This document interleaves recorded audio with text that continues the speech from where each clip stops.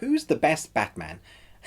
You probably didn't think I was going to be asking that at the beginning of this review. Who do you think is the best Batman? I think Will Arnett, there's an argument to be made that he is the best Batman because of his portrayal in Lego Batman. I know that's an unpopular opinion, but I'd love to know in the comments down below, who would you rank? How would you rank your three Batman, whether it's voice acting or acting? Let's go down below. But for now, this is a review for Murderville, a Netflix original series. Eccentric detective Terry Seattle teams up with the clueless celebrity guest stars to investigate a series of murders in this improvisational crime comedy. I don't think I've ever seen anything quite like this. I didn't know what to expect, and I have to say I was put off completely by the first episode because I didn't find the Conan O'Brien episode funny at all. I didn't laugh one time. I think I was amused, and I thought, wow, this is a very interesting way to include the audience. And what I mean by that is that the way it's broken up, you have like these three bits of clues throughout the series, and you can decipher the who did it, who is the murderer of the case that each episode explores. And I thought that was a lot of fun. It really felt like you were almost choosing your own adventure, even though you had no control of it. You were trying to decipher the clues, and they really do kind of give it to you. They're there for you to actually put them together, and then at the end they kind of have like a display of the characters that were involved that are potential murderers, and then you get to guess what they were. The fun comes in when you have a particular guest that will maybe tick your comedy needs. And for me, it was Kumail Nanjiani. I know Chris also watched this, and I believe he and his wife cracked up laughing. Chris from Movies and Munchies. And last night I was watching this. I could not sleep, and it was 1 o'clock in the morning. I was busy going through these episodes, and a few of them were really funny. I thought Sharon Stone was way funnier than I expected it to be. How dry she was with it.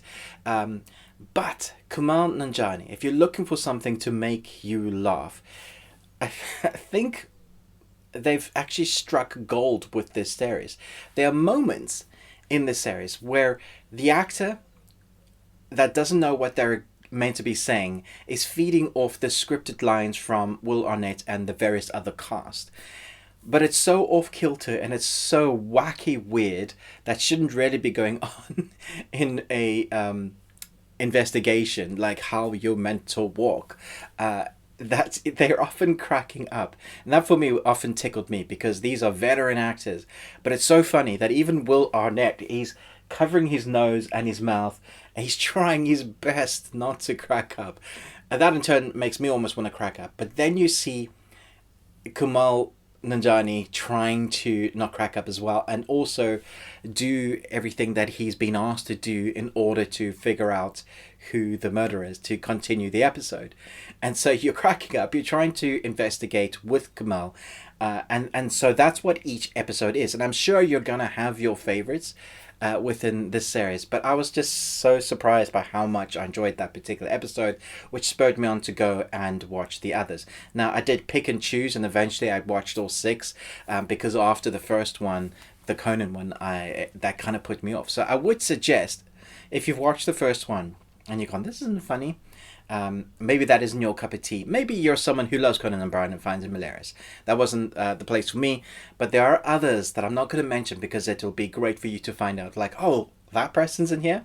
Once you get to there, one other that, again, I was watching late night in bed, and I started making the bed wobble because I was laughing. I was going... But I'm trying not to wake up my wife, because sleep is very precious, as we all know, especially with my wife. She will kick your ass if you wake her up.